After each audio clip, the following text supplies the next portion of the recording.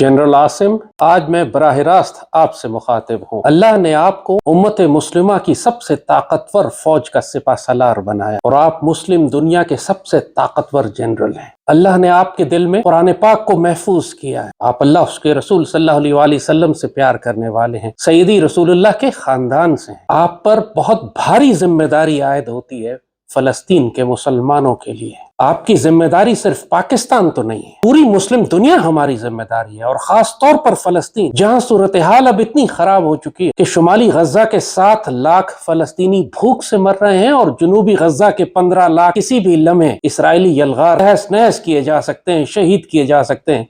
और जो कायनात का जुल्म हो सकता था वो आपकी आंखों के सामने गजा में हो रहा। पाकिस्तान बना भी नहीं था तो हमारे बड़ों ने फलस्तीन के लिए आवाजें उठाई। अल्लामा इकबाल, कायद आजम तो खुद मिस्र तशरीफ लेके गए, तमाम अरब हुक्मरानों को जमा किया, मुफ्ती आजम फलस्तीन से मुलाकात की और यकीन दिलाया कि हमेशा पाकिस्तान फलस्तीन के मुसलमानों की मदद के लिए खड़ा रहेगा। ये तक फरमाया बुजुर्गों ने कि हम जेल जाने को तैयार हैं, हम टकरा जाएंगे, और ब्रिटिश और अमेरिकन एम्पायर अगर यहूदियों के पीछे ना हो फिर हम देखते हैं कि किस तरह वहां इसराइल कायम कर सकते हैं। बड़ा वाज़ेह मौक़िफ़ था। और फिर हमारी पूरी तारीख, पाकिस्तान हमेशा इसराइल के खिलाफ खड़ा रहा है। 67 की जंग हो, 73 की जंग हो, हमने मिस्र की मदद की जाके इसराइल के खिलाफ, हमने उर्दून की मदद की, हमने शाम की मदद की, हमने इराक की मदद की। 73 में तो खुद पाकिस्तान टूटे 1.5 साल हुआ था, हम अपनी तारीख के सबसे कमजोर तरीन मकाम पर खड़े हुए थे। उसके बावजूद हमने अपनी एंटी एयरक्राफ्ट यूनिट्स और अपनी बटालियंस को हमने भेजा जॉर्डन के और सीरिया के और अरब मुल्कों के दिफा के लिए। हमारी एयरफोर्स गई,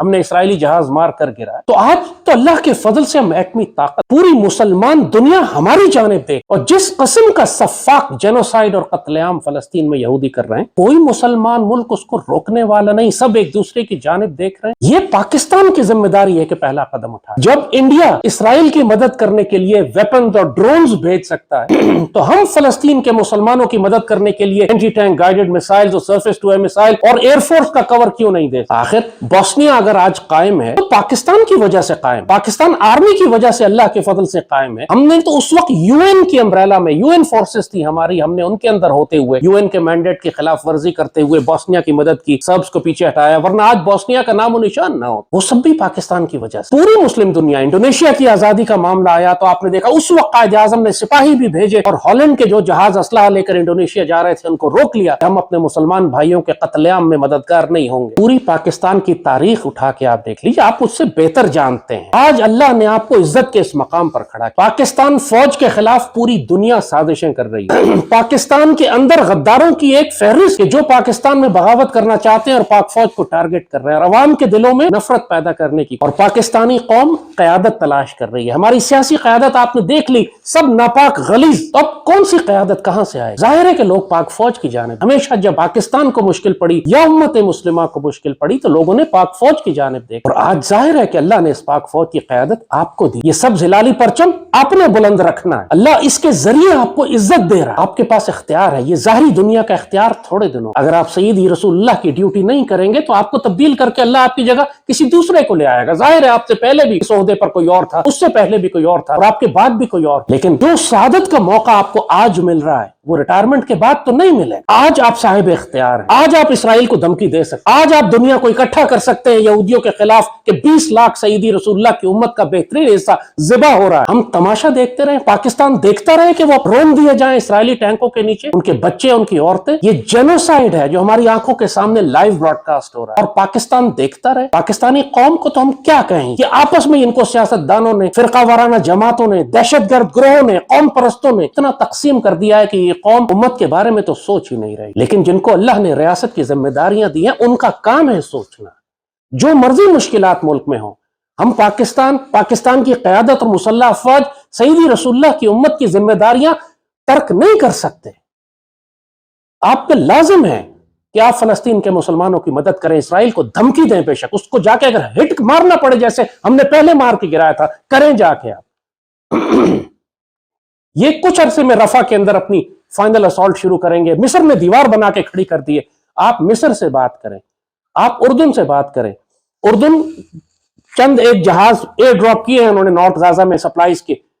प्रॉपरली अगर हम बात करें तो सैकड़ों जहाज, हमें पूरा एयर ब्रिज बनाने की जरूरत है कि जो हम जाकर गजा के अंदर सप्लाईज ड्रॉप करें। आप नेवल शिप भेजें, बैटल शिप भेजें, देखें किसका बाप रोकता है तो बताएं, जुर्रत है किसी की रोक के दिखाएं, उसको न्यूक्लियर कवर दें, बेशक हम एक सही हद तक हम जाएंगे। क्या 20 लाख मुसलमानों को ज़िबा होते देख लें और हम इसराइल को धमकी भी ना दें? इस वक्त कोई मुल्क इसराइल को धमकी नहीं दे रहा, और वो सिर्फ पाकिस्तान से खौफजदा है। फलस्तीनी दुनिया में किसी मुल्क की जानिब नहीं देख रहे, पाकिस्तान की जानिब देख रहे हैं। फलस्तीनियों ने यह तक कहा था कि हानिया का बयान था कि अगर पाकिस्तान सिर्फ एक धमकी दे दे तो इसराइल जंग रोक देगा। और इसराइल तो हमारे खिलाफ वैसे ही हालत है जंग में। इंडिया की किस तरीके से इंडिया को वो असला सप्लाई कर रहा है। कश्मीर में इसराइल मौजूद है, 71 में मशरकी पाकिस्तान तोड़ने में इसराइल का किरदार था।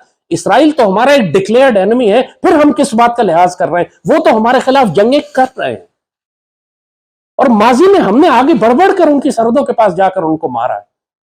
और अब तो जैसे कहा, अल्लाह ने हमें न्यूक्लियर मिसाइल भी दिए हैं, न्यूक्लियर वेपन्स भी दिए हैं, हमारे पास वेपन प्रोग्राम्स भी इतना स्ट्रांग है कि अब हम अमेरिकन पर डिपेंडेंट नहीं है। हमारे पास चाइनीज वेपन सिस्टम प्लेटफॉर्म्स भी हैं, पहले हम F-16 की वजह से मजबूर हो जाते थे। आपके पास वक्त ज्यादा नहीं है। अगर गजा के मुसलमान ज़िबा हो गए, अगर गजा का फॉल हो गया, अगर गजा के मुसलमान तबाह बर्बाद कर दिए गए, उसके बाद सईदी रसूलुल्लाह की ये उम्मत मुसलमान हुक्मरानों को कभी माफ नहीं करेगी, अल्लाह उसके रसूल माफ नहीं करेंगे। पाकिस्तान में आज जो मुखालफत आपके खिलाफ हो रही है खत्म हो जाएगी अगर पाकिस्तानियों को यह नजर आ जाए कि एक सिपा सलार ऐसा उठा है जो पाकिस्तान की भी हिफाजत करना जानता है और सईदी रसूलुल्लाह की उम्मत की भी हिफाजत करता है। फिर किसी की मजाल नहीं होगी आपके खिलाफ बात कर सके, पूरी कौम आपके साथ खड़ी हो जाएगी। जो सियासी इख्तिलाफ हमारा हो, लेकिन हर पाकिस्तानी गजा पर रो रहा है, और सब ये सवाल करते हैं कि पाक फौज क्यों खामोश है। और वाकई मुझे भी नहीं मालूम पाक फौज क्यों खामोश है।